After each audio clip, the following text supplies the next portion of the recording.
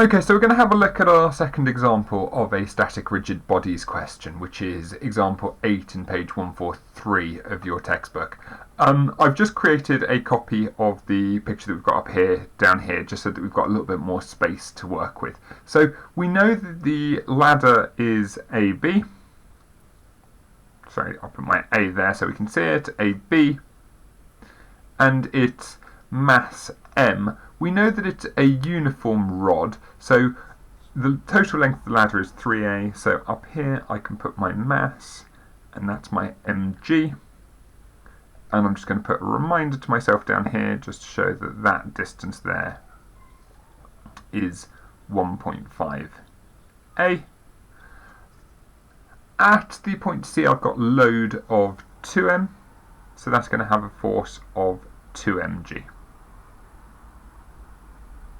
Going to look at our contact forces. We've got contact force at B. We know that B is a smooth vertical wall, so the fact that it's smooth tells me that all I've got is a reaction force which is perpendicular to the plane, so it's going to go directly leftwards, which we're going to call the reaction force of B. Now at A, I'm on rough ground, so let's just check. It does say that it's on rough horizontal ground, which means that not only do I have my reaction force upwards at A, RA, I'm also going to have a frictional force at A, which is going to go to the right. So there's my frictional force at A. Okay, once I've got all of that, I can start doing some serious work. So we're going to start by taking moments around the pivot point at A. We'll start by looking at my 2mg force, remembering that the moment is going to be the force, which is 2mg, times by the perpendicular distance. The perpendicular distance is this distance here. I've got a triangle with an angle of 60 degrees and a hypotenuse of A, so it's going to be times A cos 60, because I'm looking at that adjacent side of that triangle. 2mg times A cos 60. I'm now going to do exactly the same thing with my mg force.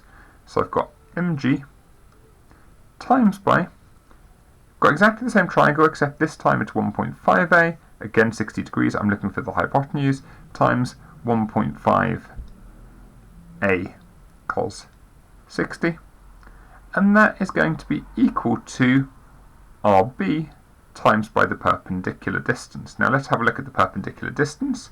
The length here of the ladder is 3a in total. So I've got that length of 3a. I've got an angle up here of 30 degrees. This angle here is 30.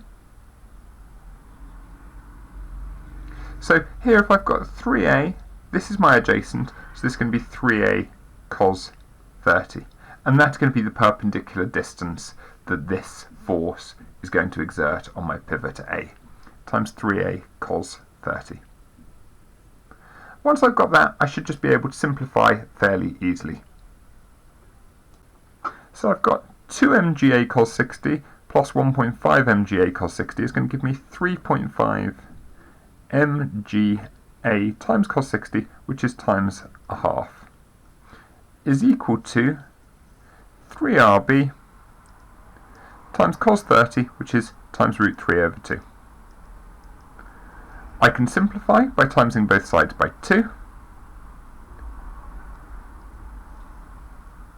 7 over 2 mga equals 3a times rb times root 3. So I've got 7 over 6 root 3 mg equals rb, because the a's are going to cancel out. I've done all my hard work on the moments part of the question, so now we can just resolve horizontally and vertically, doesn't matter which order we do it in. Let's resolve to the right. The only force I've got acting to the right is my friction force at A, is equal to RB, which is 7 over 6 root 3. mg. Resolving vertically, I've got Ra equals 2mg plus mg equals 3mg. This then lets me find my coefficient of friction. We're going to use our standard equation.